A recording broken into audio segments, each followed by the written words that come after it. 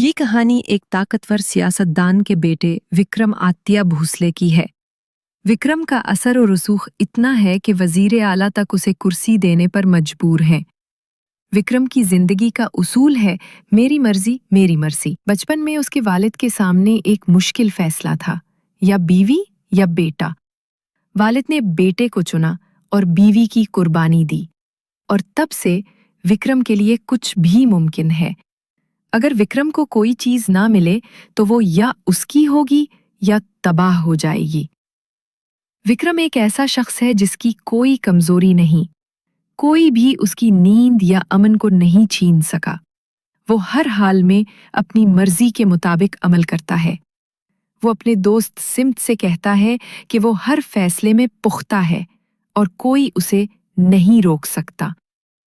एक दिन विक्रम ने बॉलीवुड की सबसे बड़ी सुपरस्टार आधा रिंधावा को देखा। आधा इतनी मशहूर थी कि जहां भी जाती लोग उसके गिर्द जमा हो जाते।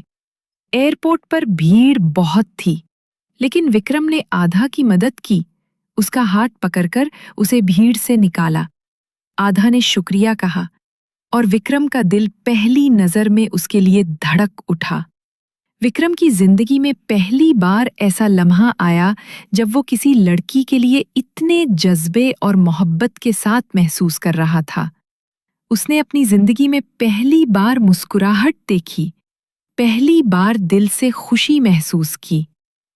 विक्रम हमेशा संजीदा और सख्त था, कभी हंसता या मुस्कुराता नहीं था, लेकिन आधा को देखकर उसके चेहरे पर खुशी और मोहब्बत झलकने लगी। दूसरी तरफ आधा के भी उसूल सख्त थे। वो सिर्फ पैसे या शोहरत के लिए काम नहीं करती, बल्कि अपनी इज्जत और वकार को सबसे ज्यादा अहमियत देती थी। अगर किसी फिल्म में कोई नापसंदीदा या गैर अखलाकी सीन हो तो वो उसे कबूल नहीं करती, चाहे फिल्म कितनी ही बड़ी क्यों ना हो या कितने ताकतवर लोग उसके पीछे हों। आधा की यही मजबूत शख्सियत विक्रम के लिए एक चैलेंज और एक कशिश दोनों थी। विक्रम के दिल में आधा के लिए मोहब्बत और जज्बा बढ़ता गया। अब वो कुछ भी करने के लिए तैयार था ताकि आधा को हासिल कर सके। वो उसे देखकर हर लम्हा खुश होता और उसकी हर हरकत पर नजर रखता। ये पहली बार था कि विक्रम के दिल ने किसी के लिए इस कदर शिद्दत से धड़कना शुरू किया। आधा की इज्जत और उसूल विक्रम की ताकत और इरादे से टकरा रही थी, और यही कहानी की बुनियाद बन गई। पहली बार था कि विक्रम के दिल ने किसी के लिए इस कदर शिद्दत से धड़कना शुरू किया।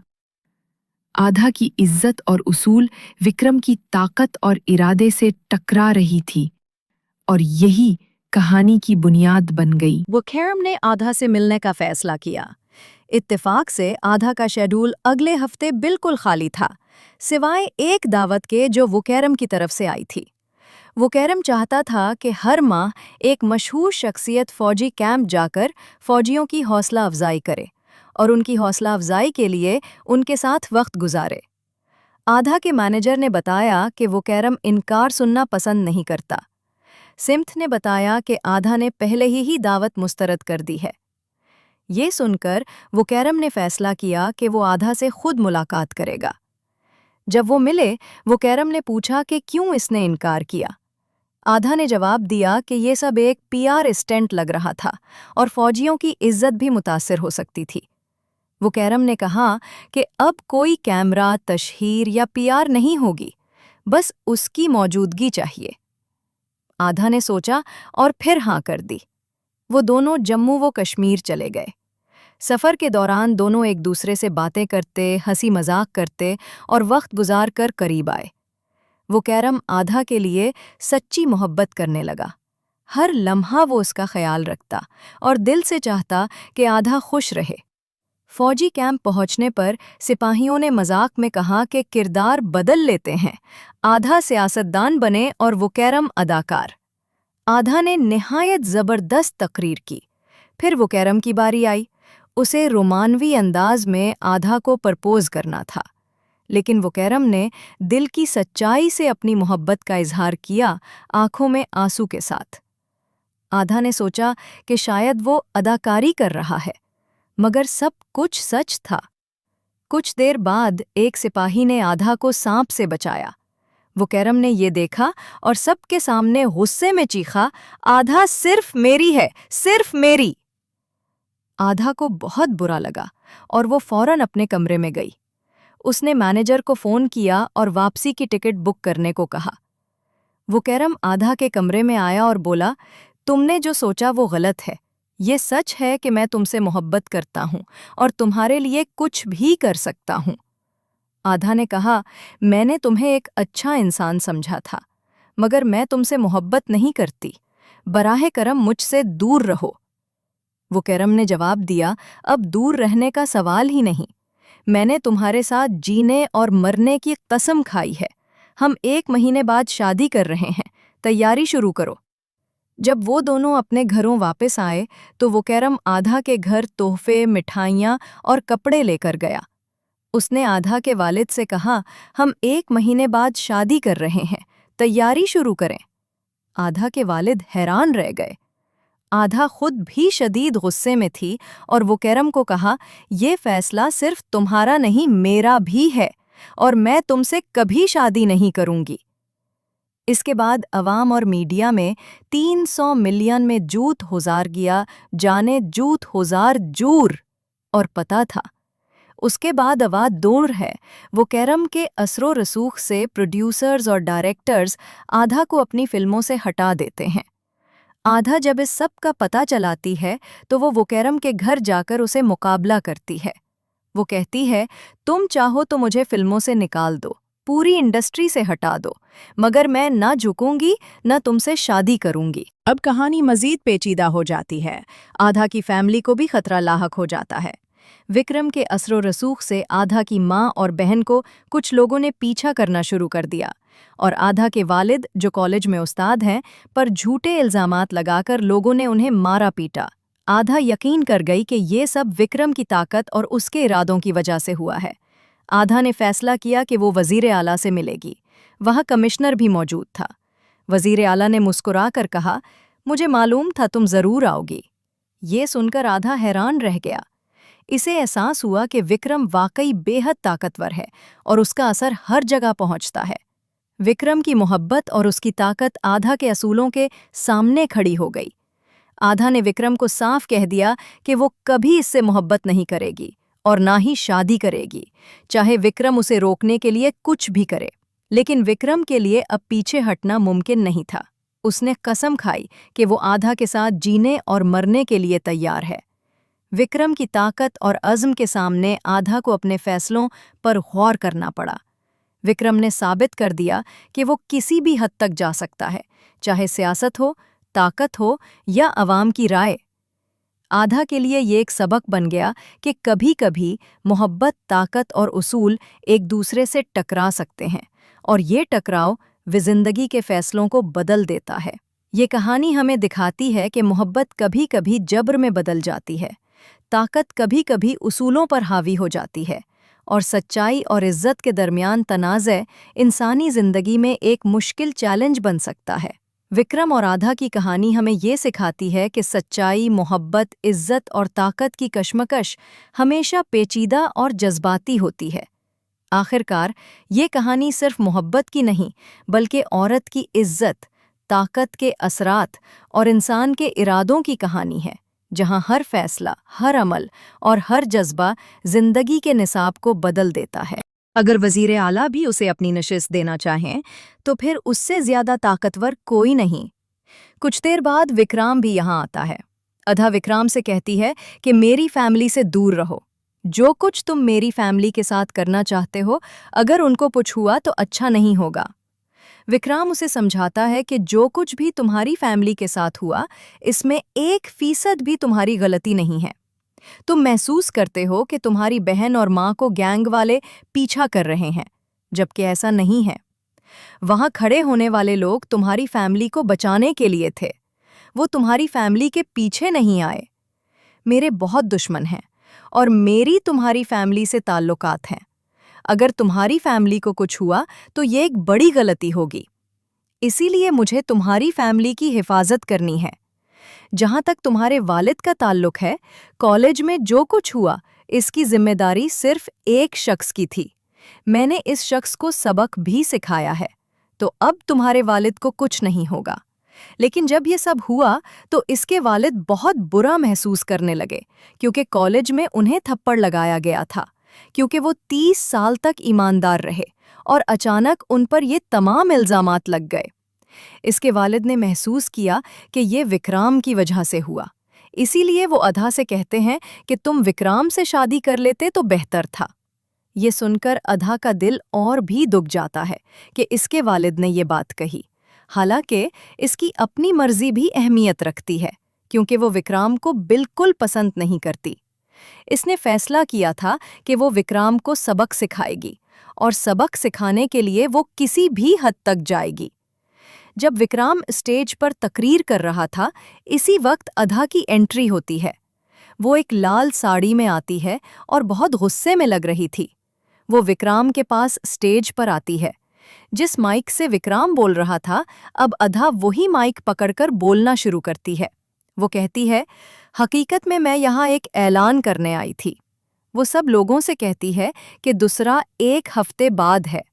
दूसरा के दिन या इससे पहले अगर कोई विक्राम को मार दे तो जो शख्स विक्राम को मारेगा, मैं उसके साथ एक रात गुजारूंगी। ये सुनकर विक्राम हैरान रह गया। वो कुछ नहीं कर सका। इसकी आंखें भर आईं। अधा को लाखों लोग पसंद करते हैं और यहाँ बहुत से लोग विक्राम को मारने की तरफ बढ़ रहे थे। चूंकि अधा ने ये ऐलान किया है, विक्राम पर बहुत से हमले हुए। हर कोई विक्राम को मारना चाहता था, क्योंकि वो सब अधा को पसंद करते हैं। जहां भी विक्राम जाता, कोई ना कोई उसे नुकसान पहुंचाता, लेकिन विक्राम को परवाह नहीं थी। वो सिर्फ अधा से मोहब्बत करता है, वो अधा से नफरत नहीं कर सकता। अब विक्राम न्यूज़ चैनल पर आता है, जहां एक एंकर इससे इसकी मोहब्बत के बारे में पूछता है।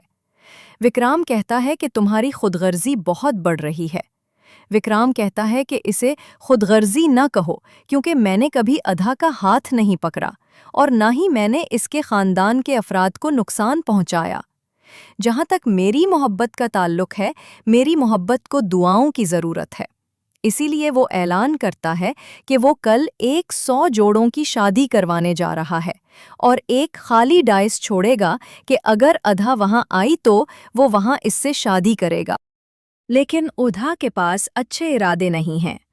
इसने विक्राम से नफरत करना शुरू कर दी थी और उसकी नफरत बढ़ रही थी।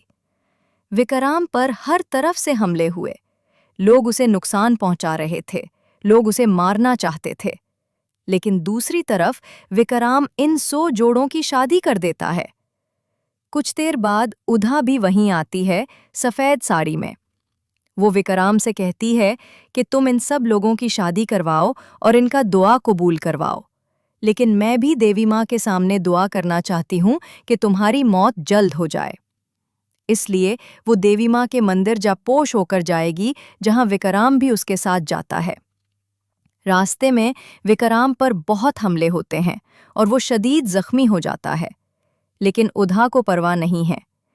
जब विक्राम उधा को बचा रहा था, क्योंकि उसे भी नुकसान हो सकता था, लेकिन उधा को परवाह नहीं थी। वो देवी माँ के सामने जाती है और दुआ करती है कि विक्राम मारा जाए। जब विक्राम के वालिद को ये सब मालूम होता है तो वो हद से ज्यादा नाराज हो जाते हैं। वो उधा को अपने घर ले आते हैं। वो विक्राम से कहते हैं कि जो चाहो करो, लेकिन अब इस लड़की का नाम ना लो। फिर विक्राम उधा के पास जाता है, जो अपने कमरे में है। उधा कहती है कि तुमने अपनी कदर दिखाई, यही तुम चाहते थे। तुम इस कमरे में जो चाहो कर सकते हो, लेकिन फिर भी मैं तुमसे मोहब्बत नहीं कर सकूंगी। विक्राम कहता है कि ये इसका काम नहीं, ये इसके वालिद का काम है। वो ऐसी चीजें सोच भी नहीं सकता।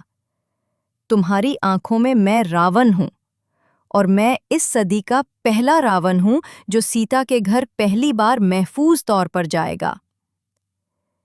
विक्राम उधा को उसके घर छोड़ने जाता है। फिर हम देखते हैं कि समाद विक्राम के पास आता है। वो उसे एक राज बताना चाहता है जिसके बाद विक्रम की दुनिया बदल सकती है। समाद कहता है कि तुम्हारे वालिद ने फैसला नहीं किया कि तुम इस दुनिया में आओ या तुम्हारी माँ जिंदा रहे। दरअसल तुम्हारी माँ ने फैसला किया कि तुम आओ, लेकिन अब तक विक्रम समझता रहा कि उसके वालिद ने फैसला किया। इसीलिए विक्रम सोचता है कि मेरी मर्जी सब कुछ है, क्योंकि ये मर्जी उसे वालिद से मिली थी। लेकिन अब जब उसे सब कुछ पता चलता है, वो मुकम्मल तौर पर हैरान रह जाता है।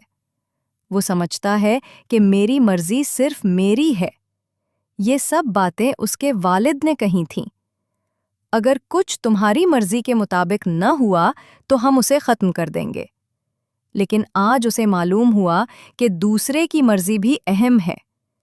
इसीलिए वो समझता है कि जो कुछ वो उधा के साथ कर रहा था वो बहुत गलत था। इसीलिए अगले दिन वो उधा के पास जाता है। आज दूसरा है।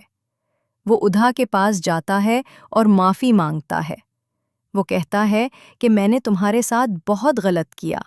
मैं तुम्हारी मोहब्बत के लायक नहीं हूँ, लेकिन उम्मीद है कि तुम मुझे माफ़ करोगे।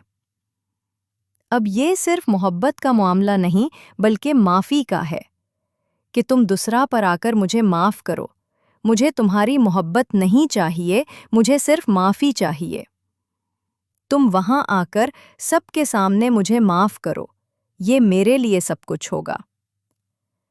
जब विक्रम के वालिद को ये सब मालूम होता है कि उधा भी दूसरा पर आ रही है, तो वो समंत को हुक्म देते हैं कि अगर उधा पहुंच जाए तो तुम्हें उसे इस तरह मारना है कि जो शख्स विक्रम को मारने वाला था गोली गलती से उधा को लग जाए।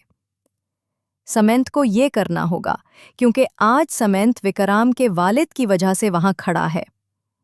दूसरा में रावण जलाया जाता है और कुछ देर बाद उधा आती है। उधा बहुत उदास लग रही थी। या तो वो आज अपनी मोहब्बत कबूल करेगी या विक्रम को माफ करेगी। जब उधा और विक्रम करीब आते हैं, समंत दूर से गोली चलाने लगता है। पहली गोली किसी को नहीं लगती, लेकिन दूसरी गोली उधा के लिए थी। जब वो गोली उधा को लगने वाली थी, विक्रम खुद आगे आ जाता है और गोली उसके सीने से लग जाती है। विक्रम शदीद हालत में उधा की गोद में है। वो बहुत जख्मी है और जिंदगी और मौत की हालत में है। वो उधा से कहता है कि मैं अगली जिंदगी में भी तुमसे मोहब्बत करना चाहता हूँ, लेकिन अगली जिंदगी में तुम्हारी मर्जी के मुताबिक। अगर अगली जिंदगी भी तुम इनकार करो तो मैं तुम्हारी मर्जी का एहतराम करूंगा और खामोशी से चला जाऊंगा। आखिर में विक्रम उधा से कहता है कि अगर मुमकिन हो तो मुझे माफ कर दो। ये कहकर वो अपनी आंखें बंद कर देता है। फिर उधा कहती है कि मैंने तुम्हें माफ कर दिया। लेकिन विक्रम ये सुन नहीं सका क्योंकि वो मारा गया और उसके साथ ये फिल्म खत्म हो जाती है।